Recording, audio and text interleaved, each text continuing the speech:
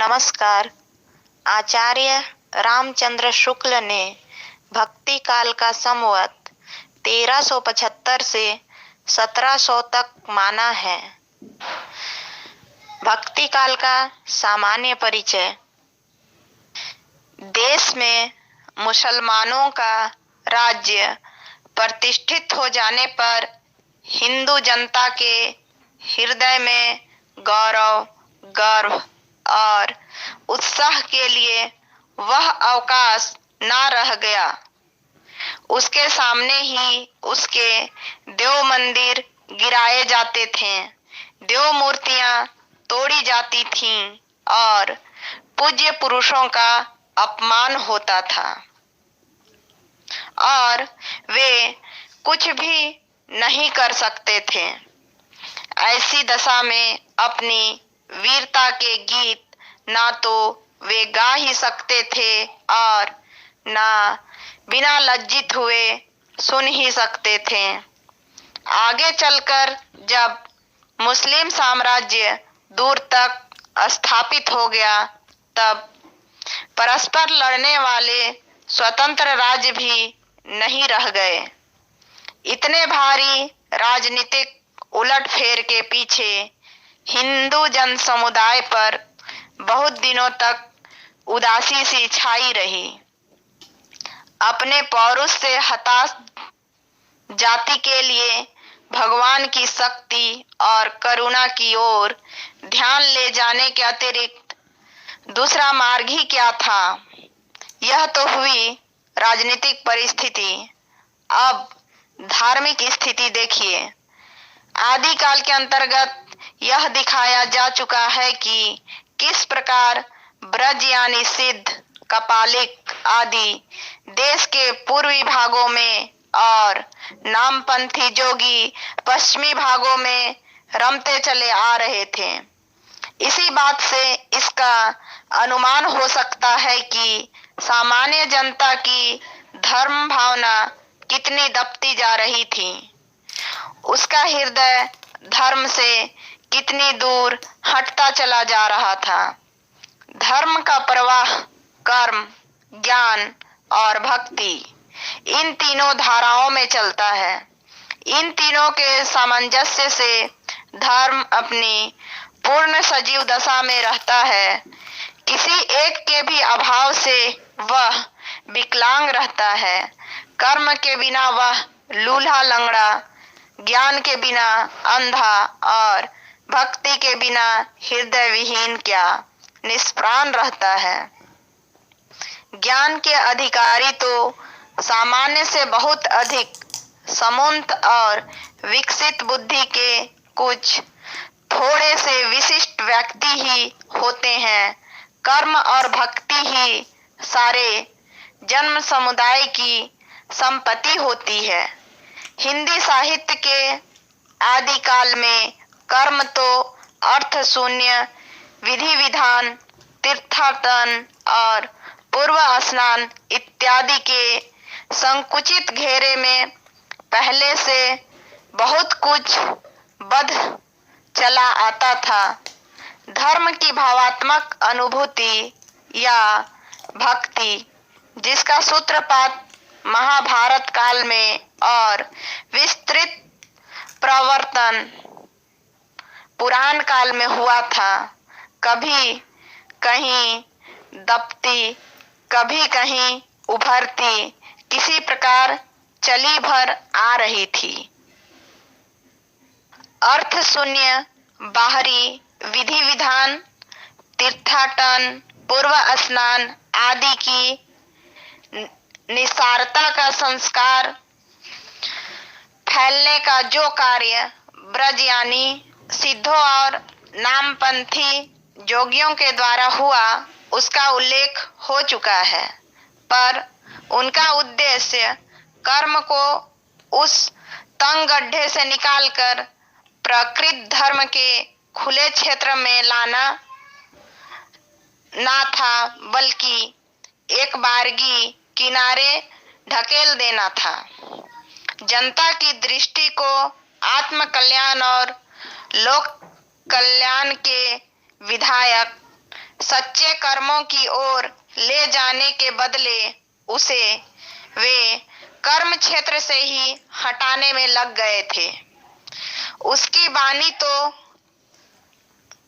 गुह्य रहस्य और सिद्धि लेकर उठी थी। अपनी रहस्यदर्शिता की धाक जमाने के लिए बाह्य जगत की बातें छोड़ घट के भीतर के कोढ़ों की बातें बताया करते थे।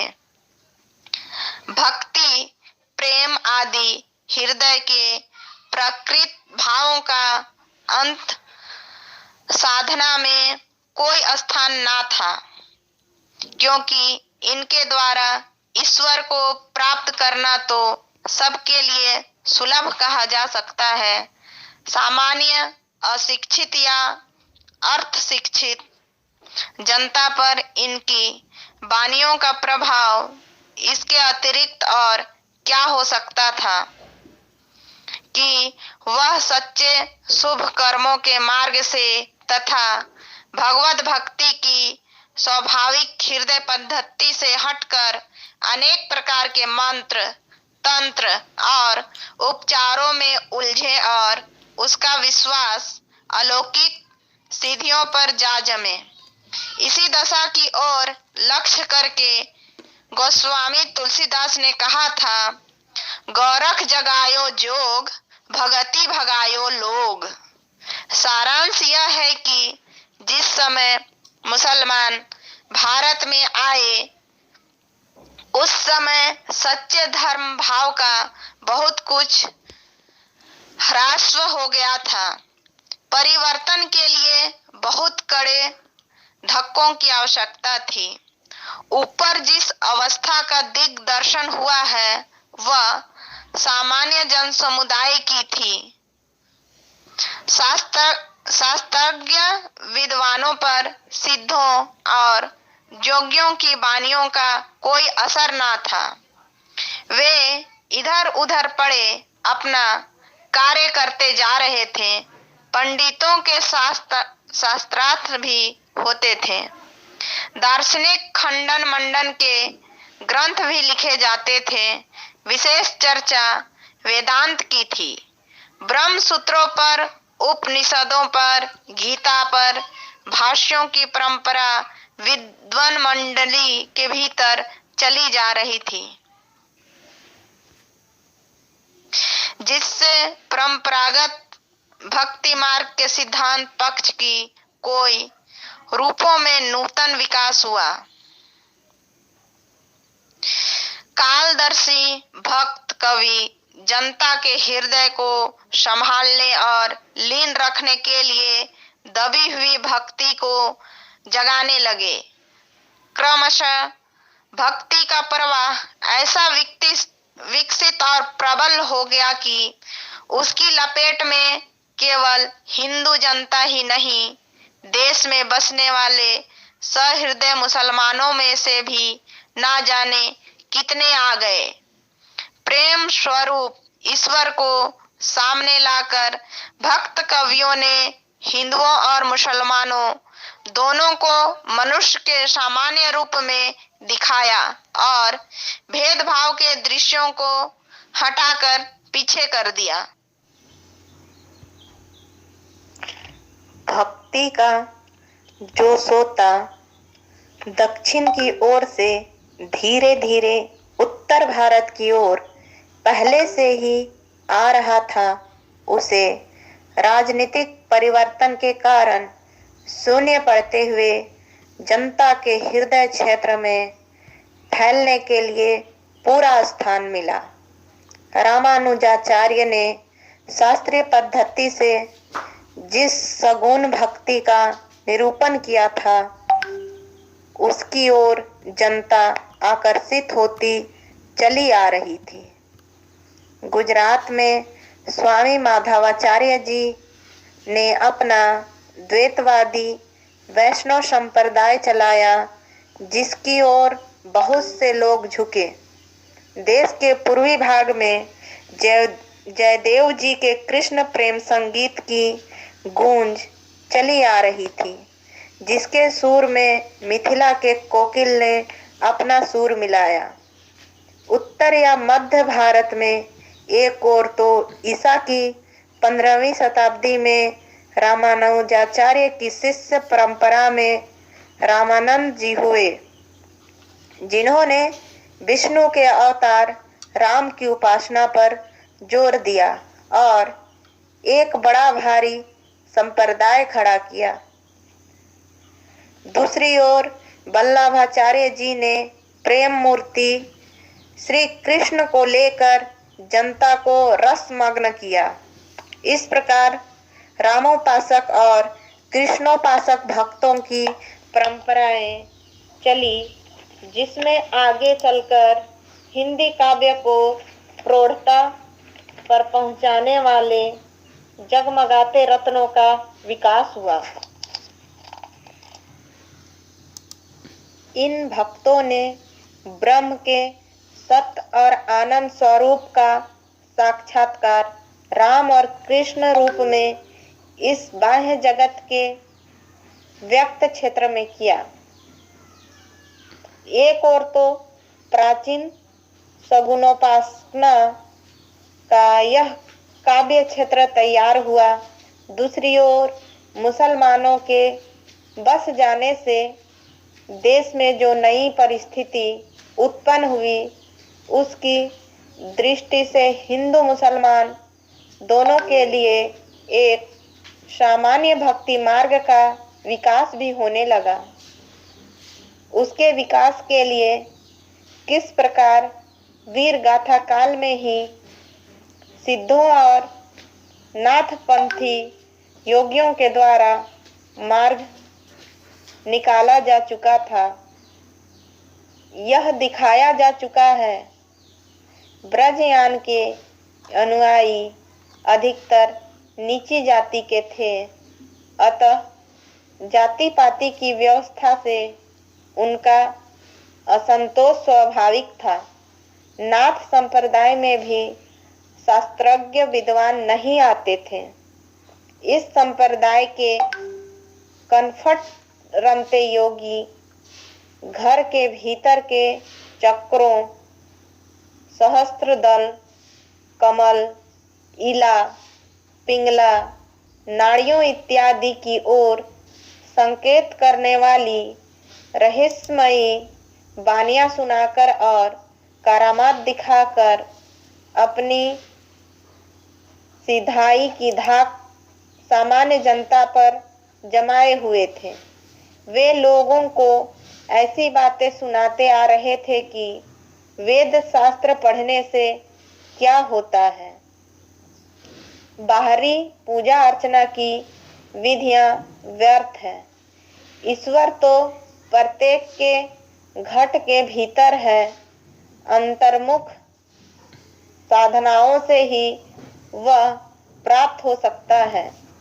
हिंदू मुसलमान दोनों एक हैं, दोनों के लिए शुद्ध साधना का मार्ग भी एक है, जाति पाति के भेद व्यर्थ खड़े किए गए हैं इत्यादि। इन जोगियों के पंथ में कुछ मुसलमान भी आए, इसका उल्लेख पहले हो चुका है। भक्ति के आंदोलन की जो लहर दक्षिण से आई, उसी ने उत्तर भारत की परिस्थिति के अनुरूप हिंदू मुसलमान दोनों के लिए एक सामान्य भक्ति मार्ग की भी भावना कुछ लोगों में जगाई। हृदय पक्ष शून्य सामान्य अंतसाधना का मार्ग निकालने का प्रयत्न नाथपंथी कर चुके थे, यह हम कह चुके हैं। पर रागात्मक तत्व से रहित साधना से ही मनुष्य की आत्मा तृप्त नहीं हो सकती। महाराष्ट्र देश के प्रसिद्ध भक्त नामदेव ने हिंदू मुसलमान दोनों के लिए एक सामान्य भक्ति मार्ग का भी आभास दिया। उसके पीछे कबीरदास ने विशेष तत्परता के साथ एक व्यवस्थित रूप में यह मार्ग निर्गुण पंथ के नाम से चलाया। जैसा कि पहले कहा जा चुका है, कबीर के लिए नाथपंथी जोगी बहुत कुछ रास्ता निकाल चुके थे। भेदभाव को निर्दिष्ट करने वाले उपासना के बाहरी विधानों को अलग रखकर उन्होंने अंत साधना पर जोर दिया था। पर नाथपंथियों की अंत साधना हृदय पक्ष शून्य थी। उसमें प्रेम तत्व का अभाव था। कबीर ने यद्यपि नाथ पंथ की बहुत सी बातों को अपनी वाणी में जगह दी, पर यह बात उन्हें खटकी। इसका संकेत उनके ये वचन देते हैं: झिलमिल झगड़ा झूलते बाकी रही न काहू, गोरख अटके कालपुर कौन कहावे साहू, बहुत दिवस ते हिड़िया सुनी समाधि लगाई, करहा पड़िया गाढ़ में दूरी परा पछिताई। अतः कबीर ने जिस प्रकार एक निराकार ईश्वर के लिए भारतीय वेदांत का पल्ला पकड़ा, उसी प्रकार उस निराकार ईश्वर की भक्ति के लिए सूफियों का परमतत्व लिया और अपना निर्गुण धूमधाम से निकाला। बात यह थी कि भारतीय भक्ति मार्ग साकार और सगुण रूप को लेकर चला था। निर्गुण और निराकार ब्रह्म भक्ति या प्रेम का विषय नहीं माना जाता था। इसमें कोई संदेह नहीं कि कबीर ने ठीक मौके पर जनता के उस बड़े भाग को संभाला जो नाथपंथियों के प्रभाव से प्रेम भाव और भक्ति रस से शून्य और शुष्क पड़ा जा रहा था। उनके द्वारा यह बहुत ही आवश्यक कार्य हुआ। इसके साथ ही मनुष्यत्व की सामान्य भावना को आगे करके निम्न श्रेणी की जनता में उन्होंने आत्मगौरव का भाव जगाया और भक्ति के ऊंचे से ऊंचे सोपान की ओर बढ़ने के लिए बढ़ावा दिया। उनका निर्गुण पंथ चल निकला, जिसमें नानक, दादू, मलुकदास आदि अनेक संत हुए। पीर तथा अन्य निर्गुण पंथी संतों के द्वारा अंतः साधना में रागात्मिका भक्ति और ज्ञान का योग तो हुआ, पर कर्म की दशा वही रही जो नाथपंथियों के यहाँ थी। इन संतों के ईश्वर ज्ञान स्वरूप और प्रेम स्वरूप ही रहे, धर्म स्वरूप ना हो पाए।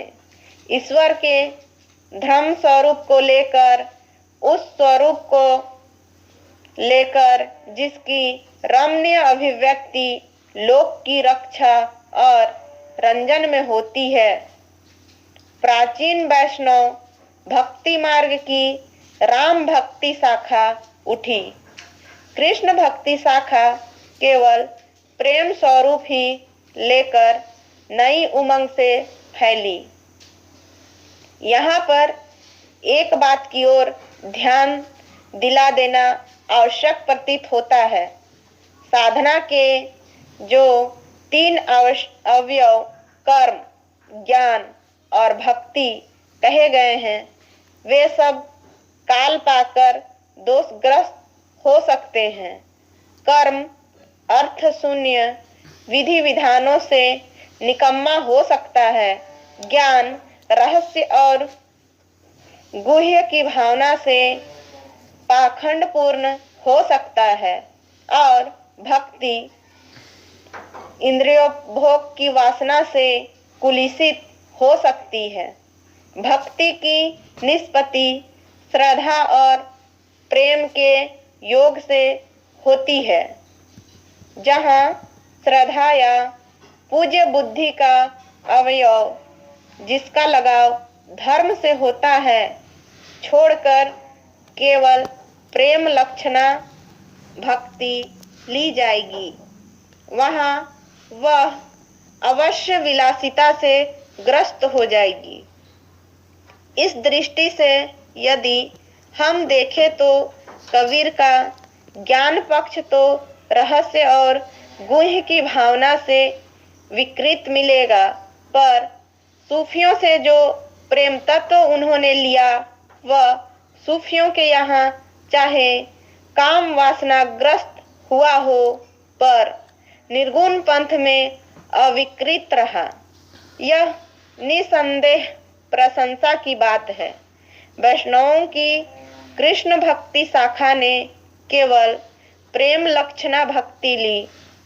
फल यह हुआ कि उसने अश्लील विलासिता की प्रवृत्ति जगाई। राम भक्ति शाखा में भक्ति सर्वांगपूर्ण रही, इससे वह विकृति ना होने पाई। तुलसी की भक्ति पद्धति में कर्म और ज्ञान का पूरा सामंजस्य और समन्वय रहा। इधर आजकल अलबत्ता कुछ लोगों ने कृष्ण भक्ति शाखा के अनुकरण पर उसमें भी माधुर्य भाव का गुह्य रहस्य घुसाने का उद्योग किया है, जिससे सखी संप्रदाय निकल पड़े हैं और राम की भी तिरछी चितवन और बाकी अदा के गीत गाए जाने लगे हैं। यह सामान्य भक्ति मार्ग एकेश्वरवाद का एक निश्चित स्वरूप लेकर खड़ा हुआ, जो कभी ब्रह्मवाद की ओर ढलता था और कभी पैगंबरी खुदावाद की ओर। यह निर्गुण पंथ के नाम से प्रसिद्ध हुआ। इसकी ओर से ले जाने वाली सबसे पहली प्रवृत्ति जो लक्षित हुई वह ऊंच नीच और जाति पाति के भाव का त्याग और ईश्वर की भक्ति के लिए मनुष्य मात्र के समान अधिकार का स्वीकार था। इस भाव का सूत्रपात भक्ति मार्ग के भीतर महाराष्ट्र और मध्य देश के नामदेव और रामानंद जी के द्वारा हुआ। महाराष्ट्र देश के नामदेव का जन्म काल संवत 1192 और मृत्यु काल संवत 1272 प्रसिद्ध है।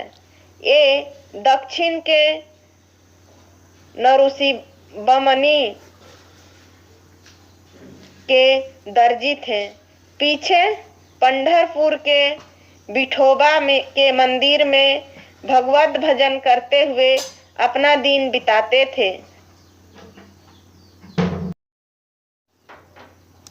महाराष्ट्र के भक्तों में नामदेव का नाम सबसे पहले आता है। मराठी भाषा के अभंगों के अतिरिक्त इनकी हिंदी रचनाएं भी प्रचुर परिमाण में मिलती है। इन हिंदी रचनाओं में एक विशेष बात यह पाई जाती है कि कुछ तो सगुणोपासना से संबंध रखती है और कुछ निर्गुणोपासना से। इसके समाधान के लिए इनके समय की परिस्थिति की ओर ध्यान देना आवश्यक है। आदिकाल के अंतर्गत यह कहा जा चुका है कि मुसलमानों के आने पर पठानों के समय में गोरखपंथी योगियों का देश में बहुत प्रभाव था। नामदेव के ही समय में प्रसिद्ध ज्ञान योगी ज्ञानदेव हुए हैं, जिन्होंने अपने को गौरख की शिष्य परंपरा में बताया है। ज्ञानदेव का परलोकवास बहुत थोड़ी अवस्था में ही हुआ, पर नामदेव उनके उपरांत बहुत दिनों तक जीवित रहे। नामदेव सीधे साधे सगुण भक्ति मार्ग पर चले जा रहे थे, पर पीछे उस नाथ पंथी के प्रभाव के भीतर भी ये लाए गए, जो अंतर्मुख साधना द्वारा सर्वव्यापक निर्गुण ब्रह्म के साक्षात्कार को ही मोक्ष का मार्ग मानता था। लाने वाले थे ज्ञानदेव। एक बार ज्ञानदेव इन्हें साथ लेकर तीर्थ यात्रा को निकले। मार्ग में ये अपने प्रिय विग्रह विठोबा के वियोग में व्याकुल रहा करते थे। ज्ञानदेव इन्हें बराबर समझाते जाते थे कि भगवान क्या एक ही जगह हैं, वे तो सर्वत्र हैं, सर्वव्यापक हैं। यह मोह छोड़ो, तुम्हारी भक्ति अभी एकांगी है। जब तक निर्गुण पक्ष की भी अनुभूति तुम्हें ना होगी, तब तक तुम पक्के ना होंगे। ज्ञानदेव की बहन मुक्ताबाई के कहने पर एक दिन संत परीक्षा हुई। जिस गांव में यह संत मंडली उतरी थी, उसमें एक कुम्हार रहता था। मंडली के सब संत चुपचाप बैठ गए। कुम्हार घड़ा पिटना लेकर सबके सिर पर जमाने लगा। चोट पर चोट खाकर भी कोई विचलित ना हुआ, पर जब नामदेव की ओर बढ़ा तब वे बिगड़ खड़े हुए। इस पर वह कुम्हार बोला, नामदेव को छोड़, और सब घड़े पक्के हैं। बेचारे नामदेव कच्चे घड़े ठहराए गए। इस कथा से यह स्पष्ट लक्षित हो जाता है कि नामदेव को नाथ पंथ के योग मार्ग की ओर प्रवृत्त करने के लिए ज्ञानदेव की ओर से तरह तरह के प्रयत्न होते रहे। सिद्ध और योगी निरंतर अभ्यास द्वारा अपने शरीर को विलक्षण बना लेते थे। खोपड़ी पर चोटें खा खाकर उसे पक्की करना उनके लिए कोई कठिन बात ना थी। अब भी एक प्रकार के मुसलमान फकीर अपने शरीर पर जोर जोर से डंडे जमाकर भिक्षा मांगते हैं। नामदेव किसी गुरु से दीक्षा लेकर अपनी सगुण भक्ति में प्रवृत्त नहीं हुए थे। अपने ही हृदय की स्वाभाविक प्रेरणा से हुए थे। ज्ञानदेव बराबर उन्हें बिनु गुरु होई ना ज्ञान समझाते आते थे। संतों के बीच निर्गुण ब्रह्म के संबंध में जो कुछ कहा सुना जाता है और ईश्वर प्राप्ति की जो साधना बताई जाती है, वह किसी गुरु की सिखाई हुई होती है। परमात्मा के शुद्ध निर्गुण स्वरूप के ज्ञान के लिए ज्ञानदेव का आग्रह बराबर बढ़ता गया। गुरु के अभाव के कारण किस प्रकार नामदेव में परमात्मा की सर्वव्यापकता का उदार भाव नहीं जम पाया था और भेदभाव बना था, इस पर भी एक कथा चली आती है। कहते हैं कि एक दिन स्वयं विठोबा एक मुसलमान फकीर का रूप धरकर नामदेव के सामने आए। नामदेव ने उन्हें नहीं पहचाना। तब उसने कहा कि वे तो परब्रह्म भगवान ही थे। अंत में बेचारे नामदेव ने नागनाथ नामक शिव के स्थान पर जाकर विसोबा खेचर या खेचरनाथ नामक एक नाथपंथी कनफटे से दीक्षा ली। इसके संबंध में उनके ये वचन हैं: मन मेरी सुई तन मेरा धागा, खरजी के चरण पर नामा सिपी लागा। सुफल जन्म मोको गुरु कीना, दुख विसार सुख अंतर दीना। ज्ञान दान मोको गुरु दीना, राम नाम बिन जीवन हीना। किसु हूँ पूजू दूजा नजर ना आई, एके पाथर कीजे भाव, दूजे पाथर धरिए पाओ। जो ओ देव तो हम भी देव, कहे नाम देव हम हरि की सेव। यह बात समझ रखनी चाहिए कि नामदेव के समय में ही देवगिरी पर पठानों की चढ़ाइयाँ हो चुकी थीं और मुसलमान महाराष्ट्र में भी फैल गए थे। इसके पहले से ही गोरखनाथ के अनुयायी हिंदुओं और मुसलमानों दोनों के लिए अंत साधना के एक सामान्य मार्ग का उपदेश देते आ रहे थे। इनकी भक्ति के अनेक चमत्कार भक्तमाल में लिखे हैं। जैसे विठोबा जी की मूर्ति का इनके हाथ से दूध पीना, अरविंद नागनाथ के शिव मंदिर के द्वार पर इनकी ओर घूम जाना इत्यादि। इनके महात्म्य ने यह सिद्ध कर दिखाया कि जाति पाति पूछे नहीं कोई, हरि को भजे सो हरि का होई। इनकी इष्ट सगुणोपासना के कुछ पद नीचे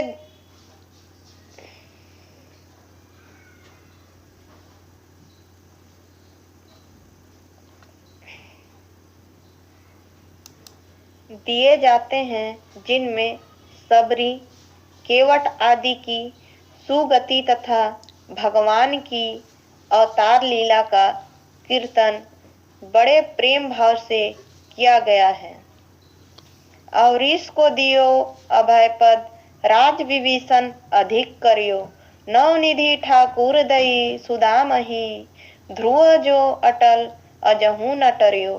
भगत हेत मारियो हिरणाकुश, नृसिंह रूप है देह धरियो। नामा कहे भगति बस के सौ, अजहू बलि के द्वार खरो। दशरथ रायनंद राजा मेरा रामचंद, पर नवे नामा तत्वरस अमृत पीजे। धनी धनी मेघा रामावली, धनी धनी कृष्ण ओढ़े कांवली। धनी धनी तू माता देवकी, जिह गृह रमया कमलापति। धनी धनी वनखंड वृंदावन, जहाँ खेले श्री नारायणा। बेनु बजावे गोधन चारे, नामे का स्वामी आनंद करे। यह तो हुई नामदेव की व्यक्तोपासना संबंधी हृदय प्रेरित रचना। आगे गुरु से सीखे हुए ज्ञान की उदाहरणी अर्थात निर्गुण वाणी भी कुछ देखिए। माई न होती बाप न होते, कर्म न होता काया। हम नहीं होते तुम नहीं होते, कौन कहाँ ते आया। चंद न होता सूर्य न होता, पानी पवन मिलाया। शास्त्र न होता वेद न होता, कर्म कहाँ ते आया। पांडे तुम्हारी गायत्री, लोधे का खेत खाती थी। लैंकरी ठेंगा टैंगरी तारे, लंगत लंगत आती थी। पांडे तुम्हारा महादेव धोल बलद चढ़ा आवत देखा था। पांडे तुम्हारा रामचंद्र सो भी आवत देखा था। रावण से ती सरबर होई घर की जोए गंवाई थी। हिंदू अंधा तुर्कों का ना दुओ ते ज्ञानी सयाना। हिंदू पूजे देहरा मुसलमान मसीद। नामा सोई सेविया जहां देहरा ना मसीद।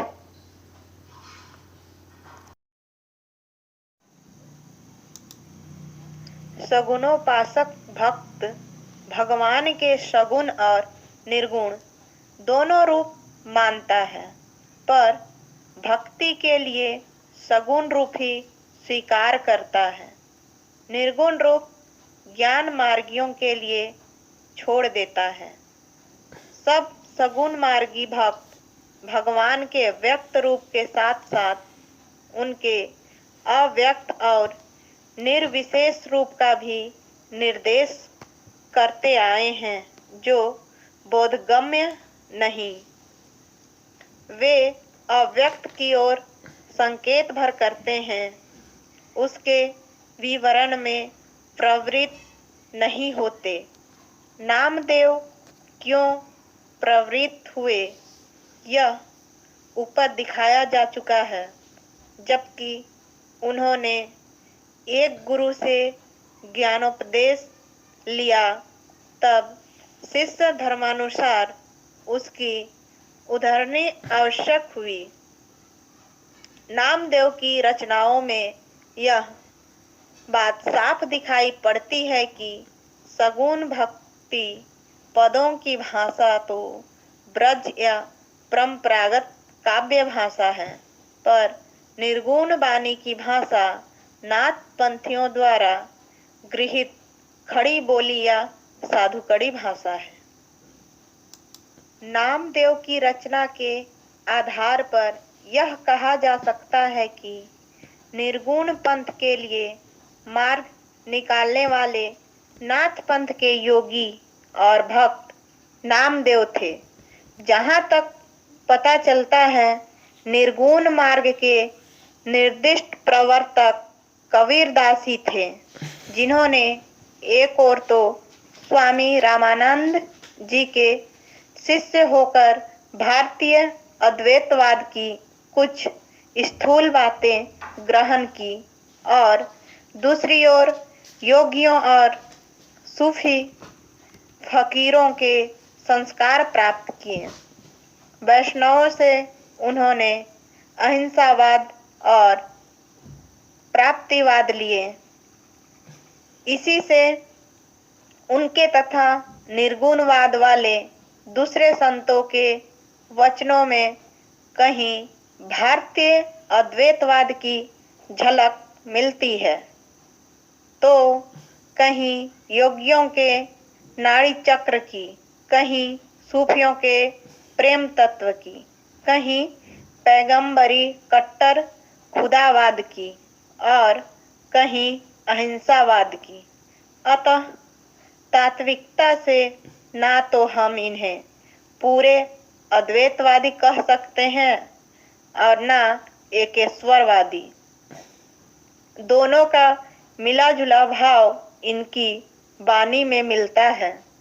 इनका लक्ष्य एक ऐसी सामान्य भक्ति पद्धति का प्रचार था, जिसमें हिंदू और मुसलमान दोनों योग दे सके और भेदभाव का कुछ परिहार हो। बहु देवोपासना, अवतार और मूर्ति पूजा का खंडन ये मुसलमानी जोश के साथ करते थे और मुसलमानों की कुर्बानी, नमाज, रोजा आदि की असारता दिखाते हुए ब्रह्म, माया, जीवन, अनहद-नाद, सृष्टि, प्रलय आदि की चर्चा पूरे हिंदू ब्रह्मज्ञानी बनकर करते थे।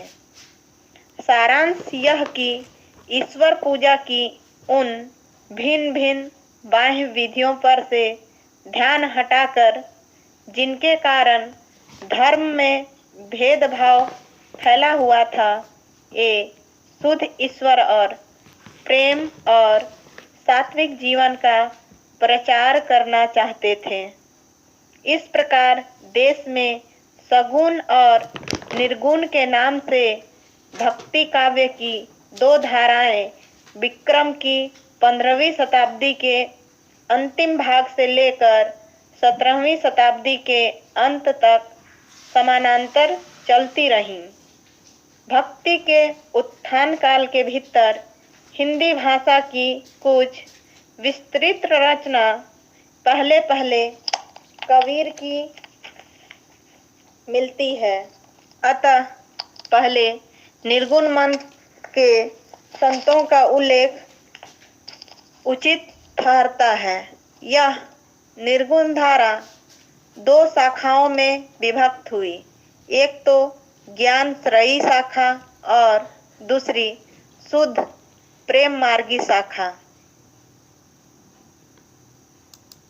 पहली शाखा भारतीय ब्रह्म ज्ञान और योग साधना को लेकर तथा उसमें सूफियों के प्रेम तत्व को मिलाकर उपासना के क्षेत्र में अग्रसर हुई और सगुण के खंडन में उसी जोश के साथ तत्पर रही जिस जोश के साथ पैगंबरी मत बहुदेवोपासना और मूर्ति पूजा आदि के खंडन में रहते हैं।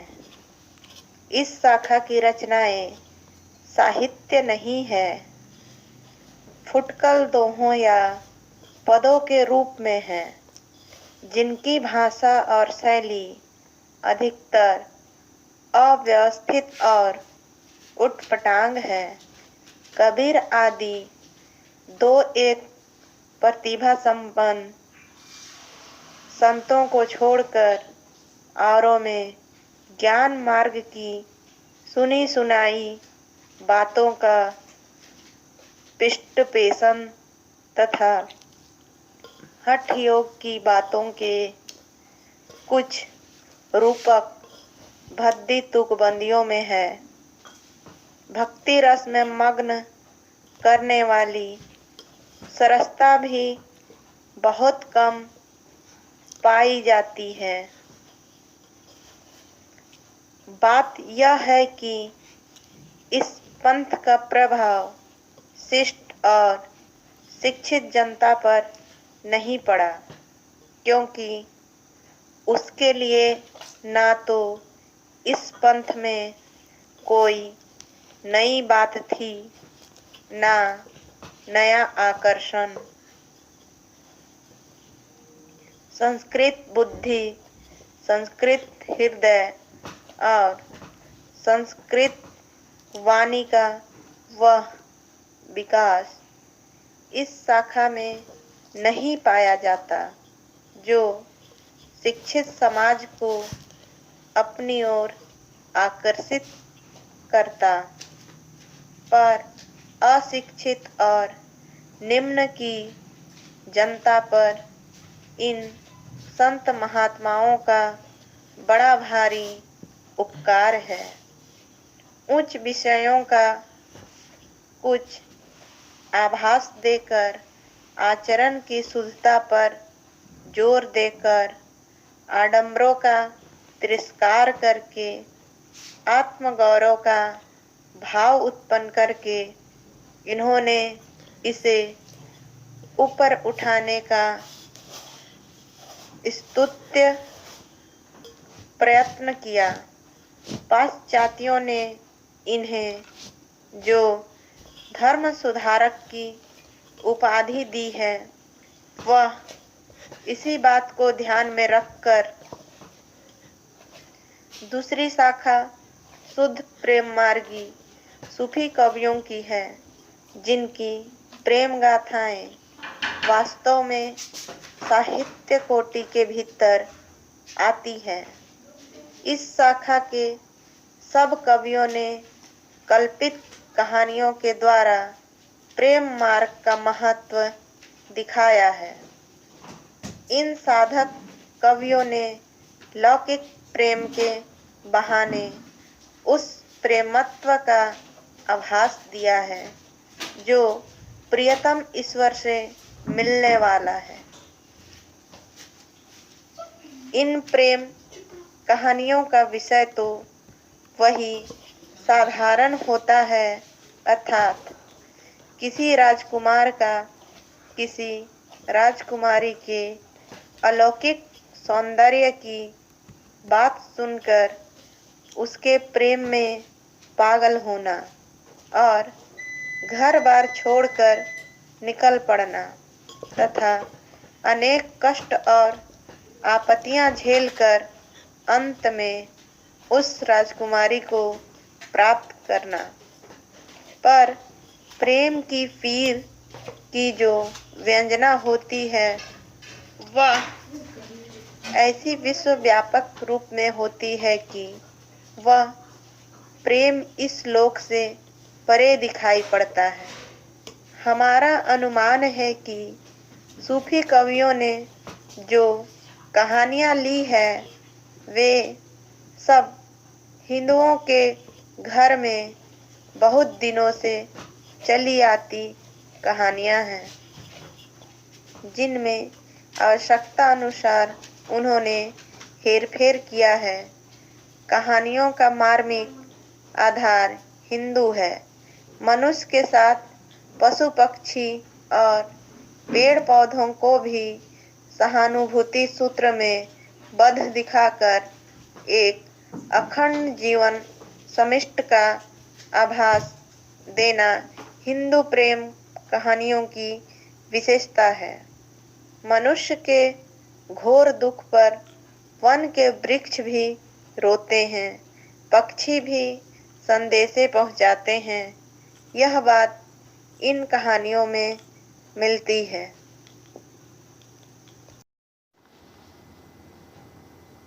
शिक्षितों और विद्वानों की काव्य परंपरा में यद्यपि अधिकतर आश्रयदाता राजाओं के चरितों और पौराणिक या ऐतिहासिक आख्यानों की ही प्रवृत्ति थी, पर साथ ही कल्पित कहानियों का भी चलन था। इसका पता लगता है दिल्ली के बादशाह सिकंदर शाह के समय में कवि ईश्वरदास ने सत्यवती कथा नाम की एक कहानी दोहे चौपाइयों में लिखी थी, जिसका आरंभ तो व्यास जन्मेजय के संवाद से पौराणिक ढंग पर होता है, पर जो अधिकतर कल्पित, स्वच्छंद और मार्मिक मार्ग पर चलने वाली है। वनवास के समय पांडवों को मार्कंडेय ऋषि मिले, जिन्होंने यह कथा सुनाई। मथुरा के राजा चंद्रउदय को कोई संतति न थी। शिव की तपस्या करने पर उनके वर से राजा को सत्यवती नाम की एक कन्या हुई। वह जब कुमारी हुई तब नित्य एक सुंदर सरोवर में स्नान करके शिव का पूजन किया करती। इंद्रपति नामक एक राजा के 4 पुत्र थे। एक दिन ऋतुवर्ष शिकार खेलते खेलते जंगल में भटक गया। एक स्थान पर उसे एक कल्प वृक्ष दिखाई पड़ा, जिसकी शाखाएं 30 कोस तक फैली थी। उस पर चढ़कर चारों ओर दृष्टि दौड़ाने पर उसे एक सुंदर सरोवर दिखाई पड़ा, जिसमें कई कुमारियां स्नान कर रही थीं। वह जब उतरकर वहां गया तो सत्यवती को देख मोहित हो गया। कन्या का मन भी उसे देखकर कुछ डोल गया। ऋतुवर्ण जब उसकी ओर एकटक ताकता रह गया तब सत्यवती को क्रोध आ गया और उसने यह कहकर कि एक चित हमें चितवे जस जोगी चित जोग, धर्म न जानसी पापी कहसी कौन ते लोग। साप दिया कि तू कोढ़ी और व्याधिग्रस्त हो जा। ऋतुवर्ण वैसा ही हो गया और फूट फूट कर रोने लगा। रोवे व्याधि बहुत पुकारी, छोहन वृक्ष रोवे सब झारी। बाघ सिंह रोवत बन माही, रोवत पंछी बहुत ओनाही। यह व्यापक विलाप सुनकर सत्यवती उस कोढ़ी के पास जाती है, पर वह उसे यह कहकर हटा देता है कि तुम जाओ अपना हंसो खेलो। सत्यवती का पिता राजा एक दिन जब उधर से निकला तब कोढ़ी के शरीर से उठी दुर्गंध से व्याकुल हो गया। घर आकर उस दुर्गंध की शांति के लिए राजा ने बहुत दान पुण्य किया। जब राजा भोजन करने बैठा तब उसकी कन्या वहां ना थी। राजा कन्या के बिना भोजन ही ना करता था। कन्या को बुलाने जब राजा के दूत गए तब वह शिव की पूजा छोड़कर ना आई। इस पर राजा ने क्रुद्ध होकर दूतों से कहा कि सत्यवती को जाकर उसी कोढ़ी को सौंप दो। दूतों का वचन सुनकर कन्या नीम की टहनी लेकर उस कोढ़ी की सेवा के लिए चल पड़ी और उससे कहा, तो ही छाड़ी अब मैं कित जाऊं, माई बाप सौंपा तुम ठाऊं। कन्या प्रेम से उसकी सेवा करने लगी और एक दिन उसे कंधे पर बिठाकर सत्यवती तीर्थ स्थान कराने ले गई, जहाँ बहुत से देवता, मुनि, किन्नर आदि निवास करते थे। वहां जाकर सत्यवती ने कहा, यदि मैं सच्ची सती हूं तो रात हो जाए। इस पर चारों ओर घोर अंधकार छा गया। सब देवता तुरंत सत्यवती के पास दौड़े आए। सत्यवती ने उनसे ऋतुवर्ण को सुंदर शरीर प्राप्त करने का वर मांगा। व्याधिग्रस्त ऋतुवर्ण ने तीर्थ में स्नान किया और उसका शरीर निर्मल हो गया। देवताओं ने दोनों का विवाह करा दिया। ईश्वरदास ने ग्रंथ के रचना काल का उल्लेख इस प्रकार किया है।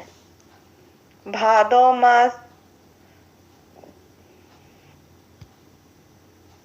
पास उजियारा, तिथि नवमी और मंगलवारा, नसत अश्विनी, मेष क चंदा, पंच जना सो सदा आनंदा।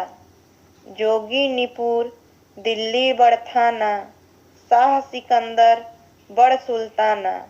कंठे बैठ सुरसुती, विद्या गणपति दीन। ता दिन कथा आरम्य, ईसरदास कवि कीन। पुस्तक में 5-5 चौपाइयों पर एक दोहा है। इस प्रकार 58 दोहों पर यह समाप्त हो गई है। भाषा अयोध्या के आसपास की ठीक ठेठ अवधि है। बाटे का प्रयोग जगह जगह है। यही अवधी भाषा चौपाई, दोहे का क्रम और कहानी का रूप रंग सूफी कवियों ने ग्रहण किया। आख्यान काव्यों के लिए चौपाई, दोहे की परंपरा बहुत पुराने जैन चरित काव्यों में मिलती है। इसका उल्लेख पहले हो चुका है। सूफियों के प्रेम बंधों में खंडन मंडन की बुद्धि को किनारे रखकर मनुष्य के हृदय को स्पर्श करने का ही प्रयत्न किया गया है, जिससे इनका प्रभाव हिंदुओं और मुसलमानों पर समान रूप से पड़ता है। बीच बीच में रहस्यमय परोक्ष की ओर जो मधुर संकेत मिलते हैं वे बड़े हृदयग्राही होते हैं। कबीर में जो रहस्यवाद मिलता है वह बहुत कुछ उन पारिभाषिक संज्ञाओं के आधार पर है जो वेदांत और हठ योग में निर्दिष्ट है। पर इन प्रेम बंधकारों ने जिस रहस्यवाद का आभास बीच बीच में दिया है उसके संकेत स्वाभाविक और मर्मस्पर्शी है। शुद्ध प्रेम मार्गी सूफी कवियों की शाखा में सबसे प्रसिद्ध जायसी हुए, जिनकी पद्मावत हिंदी काव्य क्षेत्र में एक अद्भुत रत्न है। इस संप्रदाय के सब कवियों ने पूर्वी हिंदी अर्थात अवधी का व्यवहार किया है, जिसमें गोस्वामी तुलसीदास जी ने अपना रामचरितमानस लिखा है।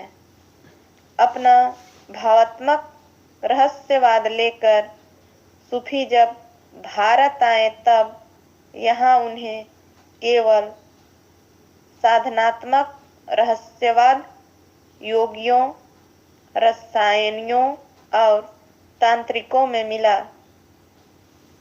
रसेश्वर दर्शन का उल्लेख सर्वदर्शन संग्रह में है। जायसी आदि सूफी कवियों ने हठ योग और रसायन की कुछ बातों को भी कहीं कहीं अपनी कहानियों में स्थान दिया है।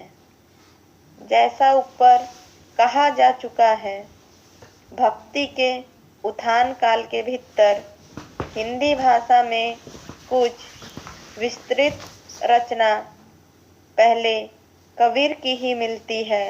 अतः पहले निर्गुण संप्रदाय की ज्ञानाश्रयी शाखा का संक्षिप्त विवरण आगे दिया जाता है, जिसमें सर्वप्रथम कबीरदास की सामने आते हैं।